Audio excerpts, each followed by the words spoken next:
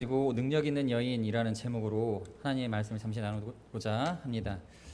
3, 4 여전도회 연합 헌신 예배라고 해서 이제 말씀 본문을 어디로 잡을까 이렇게 생각을 하는 중에 떠오른 게 강한 여인, 강한 여자에 관련된 설교를 좀 했으면 하겠다라는 생각이 들어서 막 묵상을 했습니다. 머릿속에 강한 여자 누가 있지? 성경인물 드보라 생각이 났고요. 또 리브가 뭐 이런 여인들, 또 한나 믿음의 여인들도 생각이 나다가 좀 더 센 여자 없나? 막 이렇게 생각을 찾아보니까 이세벨 막 이렇게 나오고요. 그래가지고 이건 너무 좀 많이 갔다라는 생각이 드는데 하나님께서 잠언 31장 말씀을 이렇게 생각하게 하시더라고요. 그래서 여기 있구나, 진짜 센 여자 여기 있네 하고 찾은 여인입니다. 그래서 이 강한 여인을 통하여서 우리가 이 능력 있는 여인이라고 제가 제목을 잡았는데, 이 능력 있는 여인을 통하여서 하나님께서 우리에게 어떤 성도의 모습, 그리스도의 신부의 모습, 또 어떤 여인의 모습을 요구하시는지 우리가 추구해야 될 그런 삶을 한번 점검해 보았으면 하는 그런 생각으로 말씀을 준비했습니다. 오늘 읽으신 잠언 31장은 르무엘 왕의 어머니가 그의 아들에게 준 훈계집이었던 31장의 후반부입니다. 특별히 현숙한 아내를 위해서 찬미하는 그런 이야기를 기록하고 있는데, 여러분들이 뭐 많이 들어서 아시겠지만 이 31장의 이 구절에 우리가 읽으신 이 후반부의 구절에는 총 22절로 기록되어져 있었는데, 이게 머리를 밟아가는 채라고 해서 이제 답관체라고 합니다. 답관체. 그래서 아크로스틱이라고 이렇게 얘기한 아크로스틱이라고 하는데, 그러니까 알파벳 순서대로 이렇게 A, B, C, D, E, F, G 그 사행시 칠 때 머리단에다가 그 A, B, C, D, E, F, G를 넣은 거예요. 그래서 그 순서대로 알렙, 벳, 김멜, 달렛, 히브리어 첫자 이 알파벳이 첫 글자가 됩니다. 그래서 이 성경이 이렇게 쓰여진 이유는 뭐겠습니까? 운율을 담기 위한 거죠. 이렇게 첫 글자, 둘째 글자, 하나 하면 하나, 둘 하면 둘, 막 이렇게 어린이 동요에도 그런 게 있거든요. 하나, 둘, 셋 하면서 막 이렇게 동요가 이어지는데, 암송의 목적이 있습니다. 그래서 잘 외워뒀다가 마음속에 기억해 두었다가 그러한 삶을 살아가도록 우리에게 교훈하는 그러한 내용의 시입니다. 특별히 이제 본문에서 등장하는 이 여인, 현숙한 여인은 이 현숙하다라는 표현에 대해서 우리 좀 이따가 살펴볼 텐데요. 사실 이렇게 힘 있고 능력 있는 모습에 가깝습니다. 그런 여인을 통하여서 저는 우리 3, 4 여전도회가 그렇게 강하고 능력 있는 주님의 일꾼이 되시기를 바랍니다. 특별히 이제 여러분들 이제 읽으신 10절, 12절은 현숙한 여인의 가치와 그러한 여인을 얻는 남편의 복락에 대하여서 기록되어져 있고요. 13절부터 29절은 현숙한 아내의 유능하고 성실한 노력의 열매들을 거듭적으로 노래하고 있습니다. 그리고 마지막 30에서 31절은 여호와를 경외하는 현숙한 여인 그 자신의 복락에 대하여 노래하고 있습니다. 그래서 저는 우리 이 몇 가지 중에 이제 한 4가지 정도 살펴봤는데, 그 첫 번째가 바로 희귀성이라는 것이죠. 하나님께서 찾으시는 이런 믿음의 현숙한 여인, 성경에서 보여주는 이상적인 여성상의 모습에는 이 첫 번째 희귀성이 있습니다. 부지런히 잠언을 읽어 내려 보신 분들은 이 성경 잠언의 앞선 30장까지 자주 반복되어 나타나는 여인의 모습이 하나 있는데, 그것은 바로 음녀입니다. 음녀, 악한 여자죠. 그 음녀를 주의할 것을 잠언 읽은 내내 계속 반복적으로 중간중간에 한 번씩 꼭 이렇게 들어가 있습니다. 그만큼 중요한 부분입니다. 그런데 오늘 본 단락에서는 그와 상반된 인물로 현숙한 여인을 그리고 있습니다. 그래서 여러분들 잠언을 쭉 읽다 보면요, 이 한 가지 이미지가 머리에 각인이 되는데, 그건 무엇이냐면 착하고 지혜로운 여자의 이미지가 각인이 됩니다. 남자의 이렇게 히브리 성경이 사실 좀 남성성이 짙죠. 그래서 이 남성들에게 교훈하는 메시지의 성격이 큰데, 여자를 잘 만나야 된다. 저는 좀 과장되게 말씀드리면 잠언이 거의 그게 주제라고 생각을 합니다. 여자 잘 만나야 된다. 또는 여성으로 묘사되고 있는 지혜를 품고 살아가야 된다라는 거죠. 이겁니다. 성령의 임재를 늘 사모하며 살아가든지, 아니면 지혜로운 여인의 지도를 따라서 살아가든지, 그렇게 하나님께서는 이 돕는 자의 도움을 잘 받고 살아가는 것이 지혜다라고 우리에게 보여주고 있습니다. 본 단락에서는 그와 이 음란한 여인과 상반된 이 현숙한 여인을 우리에게 보여주고 있는데, 그 여인에 대하여서 10절에 보면 이러한 점을 강조하고 있습니다. 누가 현숙한 여인을 찾아 얻겠느냐? 그의 값은 진주보다 더하니라. 이러한 여인, 이 이상적인 인물은 정말로 찾기가 쉽지 않다라는 것입니다. 어렵다, 희귀하다, 이 희귀성이죠. 매우 적다라는 것입니다. 여러분, 이 욥기를 보시면 사단이 세상 이곳저곳을 두루 돌아다녀왔을 때 하나님께서 이렇게 말씀하시죠. 사단에게 네가 내 종 욥을 유의하여 보았느냐? 그와 같이 순전하고 악에서 떠난 자가 없다. 여호와를 경외하는 자가 없다. 무슨 얘기입니까? 하나님께서 보실 때에 합당한 사람이 생각보다, 우리가 생각하는 것보다 상당히 적다라는 겁니다. 그러니까 하나님께서도 두루두루 찾아다니는 사단에게, 여기저기 돌아다녀온 사람, 이 사단에게 물으시는 게 그거죠. 그 한 사람을 보았느냐라는 거예요. 시편 14편 2절 3절에 이렇게 기록되어져 있죠. 같이 읽어보겠습니다. 시작. 여호와께서 하늘에서 인생을 굽어 살피사 지각이 있어 하나님을 찾는 자가 있는가 보려 하신즉 다 치우쳐 함께 더러운 자가 되고 선을 행하는 자가 없으니 하나도 없도다. 이것이 하나님 보실 때 일반적인 이 사람들의 모습이다라는 거죠. 이것이 일반적인 상황인 것입니다. 하나님의 마음을 흡족하게 할 만한 사람이 그 한 시대를 통틀어서 몇 안 된다라는 것입니다. 그러한 자들을 하나님께서 찾으시는데 하나님은 반드시 찾아내십니다.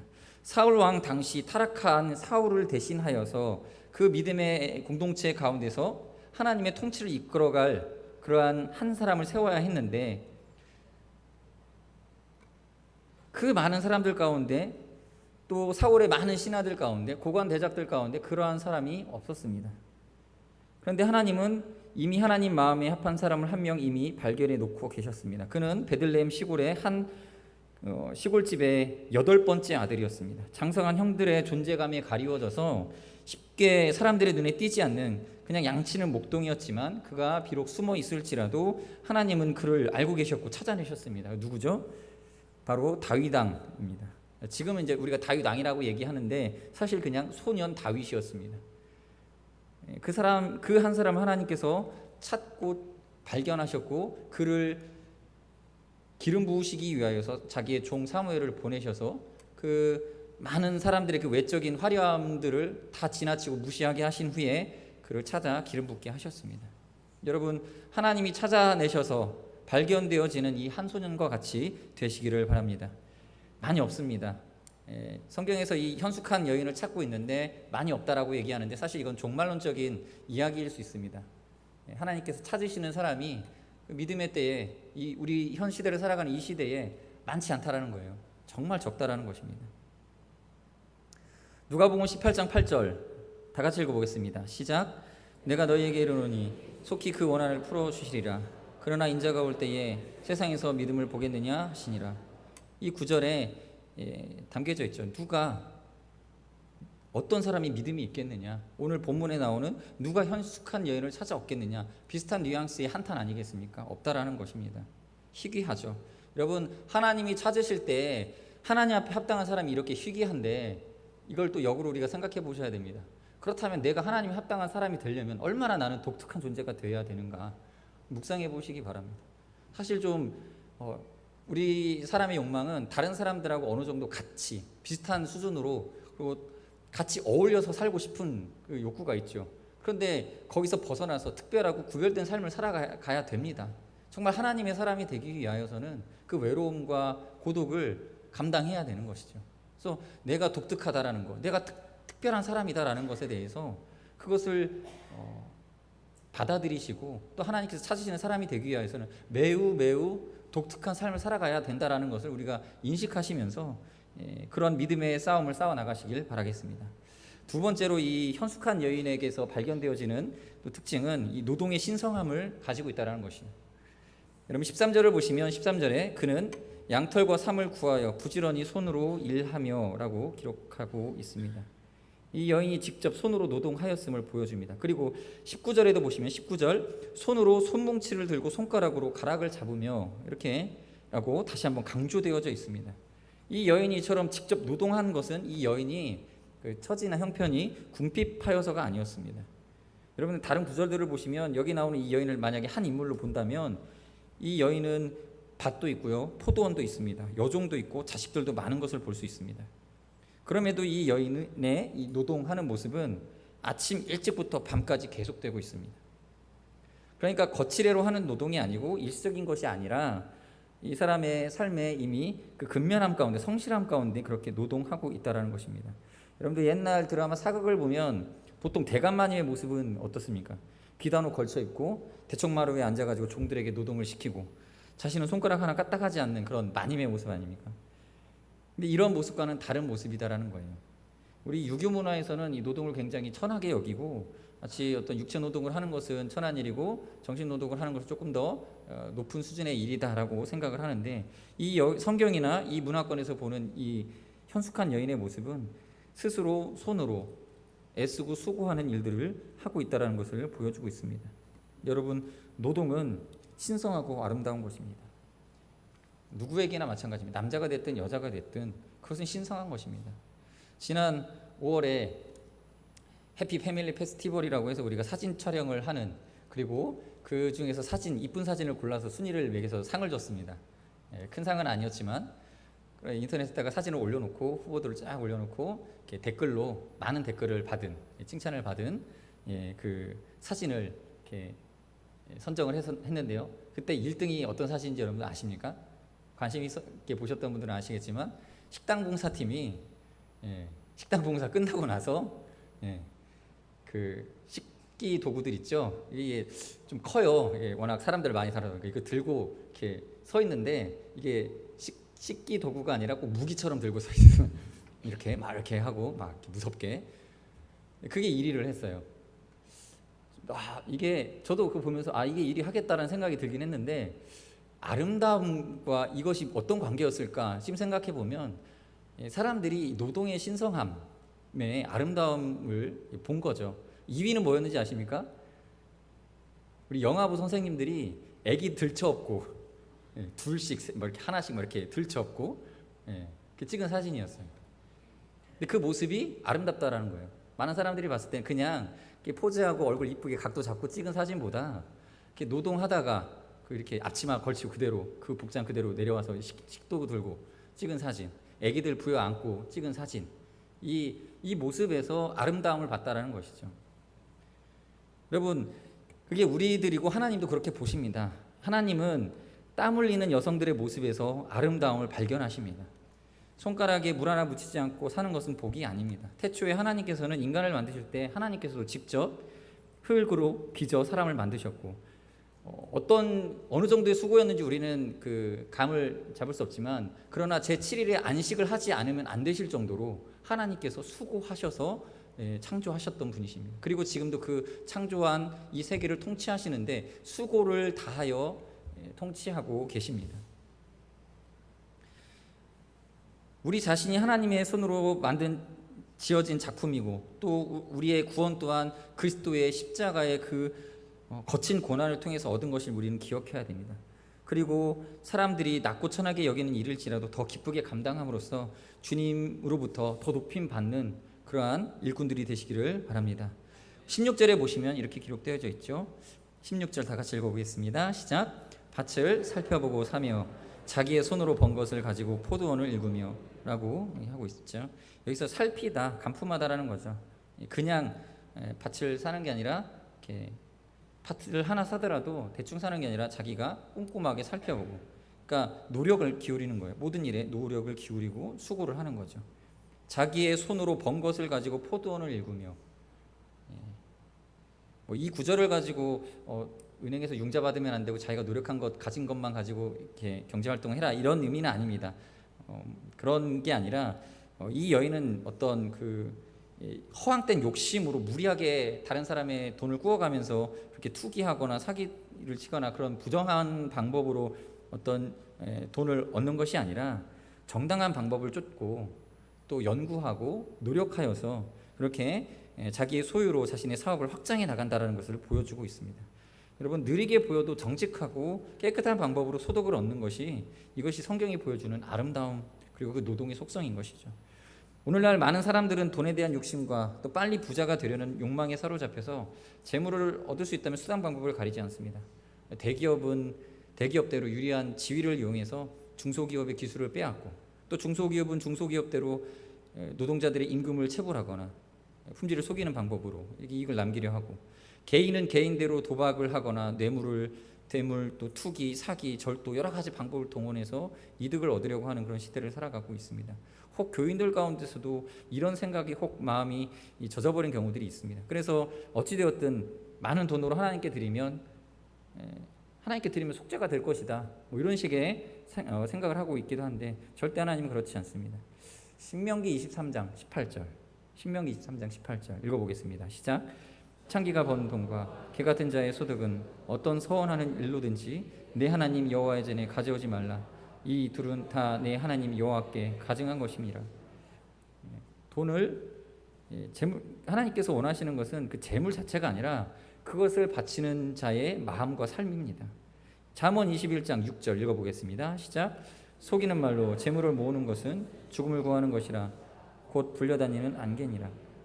그래서 여러분, 정당한 방법으로 얻은 것이 아니면 아무리 많다고 하는 재물이라고 할지라도 이것이 복이 아니라 재앙이 될 뿐이라는 것입니다. 그래서 성경은 잠언 16장 8절 이것도 한번 읽어보겠습니다. 시작. 적은 소득이 공의를 겸하면 많은 소득이 불의를 겸한 것보다 나으니라 라고 이렇게 성경은 말하고 있습니다.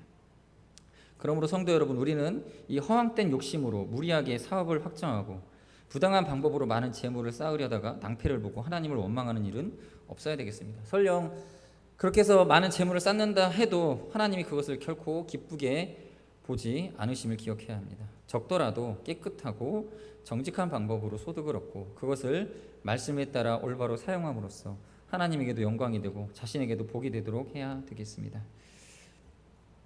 자, 이제 다른 주제로 좀 넘어가겠습니다. 21절, 22절을 보시겠습니다. 21절, 22절 시작. 느냐도 그는 자기 사람들을 위하여 염려하지 아니하며 그는 자기를 위하여 아름다운 이불을 지으며 세마포와 자색옷을 입으며, 이렇게 기록되어져 있죠. 당시는 염료 기술이 발달하지 않았기 때문에 이처럼 물감을 들인 채색옷은 소수의 부유한 사람들과 귀족처럼 사회적 지위가 높은 사람들만이 입을 수 있는 옷이었습니다. 또 22절을 보시면 이 여인은 자기를 위하여 아름다운 방석을 지었다고 하는데, 이것은 집안을 아름답고 또 귀한 것으로 단장했음을 의미합니다. 이런 부분만 보면 마치 이 여인이 매우 호화롭고 사치한 생활을 한 것으로 생각할 수도 있습니다. 그러나 그렇지 않습니다. 이 여인은 가난하고 어려운 이웃들을 위해 아낌없이 베풀고 그 나머지를 가지고 누릴 수 있는 복을 누린 것이기 때문입니다. 그래서 순서적으로 지금 읽으신 21, 22절보다 앞서서 20절에 이런 말씀을 이렇게 이 여인에 대해 설명하고 있죠. 다 같이 읽어보겠습니다. 20절 시작. 그는 공고한 자에게 손을 펴며 궁핍한 자를 위하여 손을 내밀며. 여러분, 이 여인의 부지런함이 여기에도 등장하고 오늘 읽으신 본문에 계속 이렇게 등장하고 있습니다. 여러분들 보통 부지런한데 되게 부지런한 거 보통 바지런하다 이렇게 표현하지 않습니까? 막 여기저기 막 다니면서 활동적이고 열심히 해서 주위 사람들에게 막 유익을 끼치는 것을 말하죠. 그런 모습을 우리가 좀 읽어서 말씀으로 묵상을 한번 해봤으면 좋겠는데, 우리 머릿속으로 그림을 그려가면서 한번 읽어봤으면 좋겠습니다. 20절부터 우리 아까 읽었지만 20절부터 26절까지 한 목소리로 같이 읽겠습니다. 시작. 그는 공고한 자에게 손을 펴며 궁핍한 자를 위하여 손을 내밀며 자기 집 사람들은 다 홍색 옷을 입었으므로 느냐도 그는 자기 집 사람들을 위하여 염려하지 아니하며 그는 자기를 위하여 아름다운 이불을 지으며 세마포와 자색옷을 입으며 그의 남편은 그 땅의 장로들과 함께 성문에 앉으며 사람들의 인정을 받으며 그는 배로 옷을 지어 팔며 띠를 만들어 상인들에게 맡기며 능력과 존귀로 옷을 삼고 후일을 웃으며 입을 열어 지혜를 베풀며 그의 혀로 인애의 법을 말하며. 저는 이러한 이 여인의 모습을 한 단어로 요약했을 때 이렇게 요약했습니다. 발산미입니다. 발산미. 발산되어지는 아름다움. 이게 엄청난 매력입니다. 섬기고 도와주고 사람들과 어울리고 그것으로 사람들과 관계에서 칭찬과 영광을 누리고 또 자기 스스로에게도 아름다움과 만족감을 스스로 얻게 되고 또 그걸 에너지 삼아서 다른 사람을 돌보는 데 사용하고, 이렇게 계속 자신의 감정과 생각을 활달하게 부지런하게 융합시킨다고 해야지, 계속 에너지를 뿜어내게 만드는 거죠. 그렇게 해서 다른 이들에게 유익을 끼치는 매력, 이것이 발산미인 것입니다. 이러한 여인과 다르게 이런 여인들도 있습니다. 반면 늘 우울하고 자기가 겪는 심적 고통에 대해서 좀 이렇게 알아줬으면 하는 사람들. 근데 자신에 대해서 잘 얘기도 못합니다. 그래서 구역장님이 대신 설명해 줘야 되고 그런 분들이 계십니다. 제가 이렇게 성도들과 교제를 하다 보면 그런 분들도 있어요. 항상 우울해 있고 힘이 빠져 있고 늘 힘들다고 얘기하는 분들이 있습니다. 자기가 누군가를 위해 뭘 해야겠다가 아니라 누군가 날 위해 뭘 좀 해줬으면 한다라는 사고방식. 그래서 이런 사람들에게는 묘한 그 중력감이 느껴집니다. 그래서 가까이 가면 이 블랙홀처럼 빨려 들어갈 것 같아서 두려운 마음이 생깁니다. 겉모습만 봤을 때는 딱히 싫을 이유가 없는데 가까이 다가가지 못하게 되는 것들이 있습니다. 그것이 악순환이 되어지죠. 그러니까 그렇게 가까이 가면 내가 뭔가를 더 해줘야 되고 부담되고 그러니까 사람들이 또 가까이 안 하고 가까이 안 하니까 또 외롭고 외로우니까 또 더 많은 걸 원하고 그것이 마음에 또 우울증이 오고 우울증이 오니까 또 어두운 표정으로 사람들을 대하죠. 그럼 사람들이 또 힘들어하고 이게 반복되어지죠. 점점 매력을 잃어가고 사랑받지 못하는 상태에서 자기 입장의 말만 반복하는 모습으로 이렇게 변모되는 경우들이 있습니다. 제가 대학생 때 동아리 예배 때 예배 끝나고 또 성경 공부 시간에 특강이 있었습니다. 어떤 자매 간사님이 이성교제 특강을 하셨는데 제가 다른 건 기억은 안 나는데 이분이 미인에 대해서 이렇게 두 가지가 있다라고 이야기를 해주셨습니다. 미인은 두 가지 종류의 미인이 있는데 하나는 우리가 잘 아는 말 그대로 이렇게 눈, 코, 입 뒤의 그 위치가 현금 비율로 이렇게 정확한데 이렇게 놓여져 있어서 그냥 딱 봤을 때 와 예쁘다 하는 정형 미인, 정형 미인이라고 하더라고요. 그렇게 용어를 쓰시더라고요. 정형 미인이 있고 비록 정형 미인은 아니지만 자신감이 넘치고 위트 있고 표정이 밝고 그 활달함에서 나오는 밝음 때문에 아름다워 보이는 여인이 있습니다. 발산 미인이라고 합니다. 발산 미인. 우리 주위에 그런 분들 많이 있죠. 제가 대학교 1학년 때 그 이야기를 그 강의를 들을 때는 이렇게 납득이 안 갔습니다. 대학 1학년 1학기 때 들었는데 납득이 안 갔어요. 근데 1학년 2학기 때 납득을 해버렸습니다. 이게 동아리에서 이 선교단체였기 때문에 이성교제를 하면 안 되는데 그래서 이제 짝사랑하는 거죠. 어떤 자매였냐면 정영미는 절대 아니었던 자매였어요. 그런데 항상 밝아요. 그래서 이 마음 아리를 굉장히 오래 했습니다. 그 매력에 빠져가지고 3학년 때 제가 이제 군대를 가게 됐는데 그때까지 고백 한마디 못하고 끙끙 앓다가 군 입대를 했습니다. 굉장합니다. 여러분 발산미라는 것이 굉장한 매력이 있죠.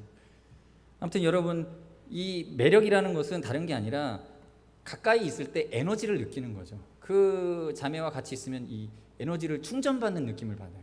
막 힘들었었는데 막 힘이 생기게 되고 밝고 생글생글한 그 모습 속에서 이렇게 감동이 되고 우울해 있다가도 그 자매를 만나면 갑자기 기분이 좋아져요.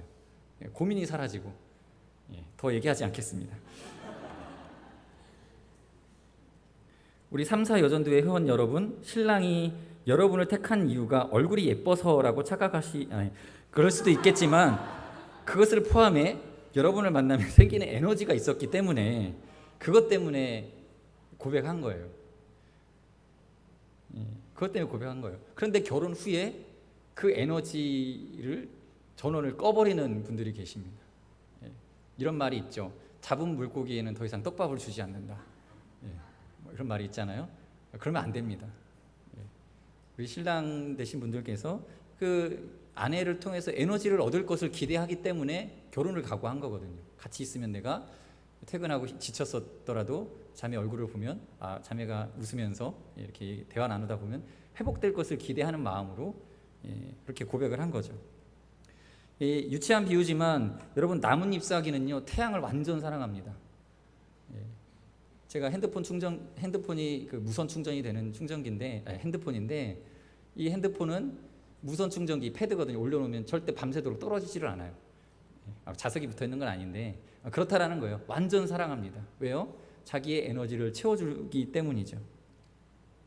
여러분 이러한 말씀을 이 여인으로부터 에너지를 받은 자식과 남편이 어떤 반응을 보이는지 한번 살펴보겠습니다. 31장 28절부터 31절까지 우리 한번 읽어볼까요? 28절부터 31절까지 시작.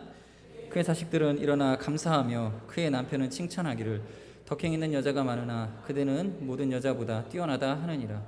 고운 것도 거짓되고 아름다운 것도 헛되나 오직 여호와를 경외하는 여자는 칭찬을 받을 것이라. 그 손의 열매가 그에게로 돌아갈 것이요 그 행한 일로 말미암아 성문에서 칭찬을 받으리라. 이 여인의 에너지를 충족받은 남편은 그 안에 감동되어짐이 있죠. 또 자식들도 그 안에 감동되어져 있고, 그래서 그 감동을 밖으로 표출할 수밖에 없어서 칭찬을 하게 됩니다. 그래서 저는 이 현숙한 여인의 특징 중에 하나가 바로 이 칭찬 받음에 있다, 칭찬 들음에 있다라고 말씀드리고 싶습니다. 이 칭찬을 강조하고 있는 부분입니다. 마지막 구절은 칭찬이죠. 하나님 나라에서 받을 영광의 축소판이 우리가 이 땅에서 받는 칭찬인 것입니다. 사실 읽으신 본문의 말씀도 종말론적 관점에서 보면 예수님 앞에서 우리가 받을 상급과 같은 것입니다. 굉장히 중요하죠. 우리 칭찬 없이 살기가 참 어렵습니다. 이 칭찬은 전기를 전달하는 구리선 같은 역할을 합니다. 겉으로 볼 땐 그냥 가느다란 선 같지만 엄청난 에너지를 전달을 합니다. 어떤 사람은 칭찬 들은 거 하나로 일평생 이 자기에게 찾아오는 낙심을 이겨내는 사람들도 있습니다. 어린 아이들은 칭찬 한마디로 꿈과 목표가 바뀌기도 하고요. 이 운전을 잘하는 남편들은 후진으로 서울까지도 갈 수 있습니다. 칭찬이 그만큼 엄청난 힘을 갖고 있어요. 사람들은 칭찬이 쉽고 가볍다고 생각하는데 이게 쉬운 게 아닙니다. 칭찬은 정말 쉽게 받을 수 있는 게 아니에요. 기본적으로 사람들은요 정직합니다. 그래서 거짓 칭찬은 안 합니다. 그래서 우리가 생각할 때 그냥 아유 칭찬하면 아유 그냥 하는 소린가 보다 이렇게 생각을 하는데, 사실 많은 사람들이 칭찬할 때는 그 안에 더 큰 진심을 품고 있는 경우들이 있죠. 아무튼 근거가 있어야 우리는 칭찬을 합니다. 칭찬받을 만한 일을 해도 그것이 입 밖으로 나오기가 쉽지 않은데 칭찬을 했다라는 것은 정말 잘했다라는 거겠죠. 또 어떤 말이든 그 앞뒤를 책임져야 되기 때문에 그 말에 대한 압박감이 사람들에게 누구나 있습니다. 그래서 칭찬 잘 안 합니다. 밖으로 나오려면 그 칭찬에 대해서 어느 정도 책임을 져야 되기 때문이죠. 또 칭찬을 하려면 적어도 옆에 사람들이 여러 명 있지 않겠습니까? 사람들이 있는 데서 칭찬을 하는데 주위 사람들에도 공감을 얻어야 됩니다. 나만 그렇게 생각하는 게 아니라 다들 그렇게 생각하는 거를 찾아내야 칭찬을 할 수 있는 거죠. 그렇죠? 이번에 우리나라가 월드컵에 본선에 진출을 했습니다. 그런데 이제 신문의 뉴스에 이제 이렇게 사진 하나가 올라왔는데 그 국가대표팀 감독이 행가리를 받고 있는 그 사진을 이렇게 올려놓고 이렇게 기사가 기록되어져 있더라고요. 뭐 내용이야 다 어찌 됐든 밑에 댓글 보니까 사람들이 어떻게 합니까? 칭찬이 아니라 욕을 하죠. 그 실력 갖고 반납해라 막 이런 아주 당사자가 들었을 때 굉장히 기분 나쁜. 그러니까 잘 보세요. 축구 대표팀 내부에서는 야 이번에 월드컵 올라가기 힘들겠다. 그런데 새로 감독이 들어와가지고 어쨌든 올라갔으니까 이게 다행인 것 아닙니까? 그 칭찬 받을 만한 일이에요. 그런데 모든 국민들에게, 대중들에게 공감받지를 못한 거죠. 그러니까 이 칭찬은 함부로 했다가는요 되려 그 사람이 비방을 받게 만드는, 그렇죠? 제가 만약에 제 사진을 딱 이렇게 찍어놓고 요즘은 잘생긴 것도 힘들어 이렇게 자기 자화자찬을 했을 때 이건 무슨 얘기냐면 나 욕해달라는 얘기로 들리는 거예요. 그렇죠? 그런 겁니다. 그러니까 누군가에게 공감을 받아야 돼요. 그래야 칭찬을 할 수 있는 겁니다. 그래서 칭찬은 언제 나옵니까? 모든 사람들이 공감할 만큼 감동적이고 공감이 될 때, 그때 나오는 것입니다. 여러분 정직하게 이 여인처럼 앞서 설명드린 것처럼 정직하게 수고롭게 땀 흘려서 그렇게 만들어낸 일의 성과들로 또 그 수고로운 것들로 다른 사람들을 섬기고 사랑하고 돌보고 유익을 끼치면은 이것은 누구도 부인할 수 없는 감동이 그 안에 있습니다. 그것이 우리에게 에너지를 주고 생명을 주기 때문에 그 에너지와 생명의 빛이 복사열을 내는 거죠. 뜨겁게 칭찬으로 되돌아오는 것입니다. 여러분 이렇게 주님 앞에 칭찬받는 주님의 일꾼들 되시길 바라겠습니다. 오늘 말씀을 요약하겠습니다. 여러분 현숙한 여인, 이 능력 있는 여인 네 가지 특성이 있습니다. 희귀합니다. 희귀성, 또 노동의 신성함을 가지고 있고요. 또 발산되어지는 아름다움이 있습니다. 그로 인해 늘 칭찬을 듣고 사람들과의 관계 속에서 덕을 끼치는 모습이 있습니다. 그러한 이 현숙한 여인의 아름다움과 행복, 겉모습과 부유함이 있지 않았습니다. 성실과 수고로 부지런함의 열매로 주위 사람들에게 유익을 끼치고 또 에너지를 공급하는 그런 참 아름다움을 가지고 있습니다. 그러한 여인이 되셔서 사람들과 하나님께 칭찬받으시고 또 그런 영광 가운데 사시는 성도님들이 되시기를 바라겠습니다. 같이 기도하시겠습니다. 시간 같이 기도하시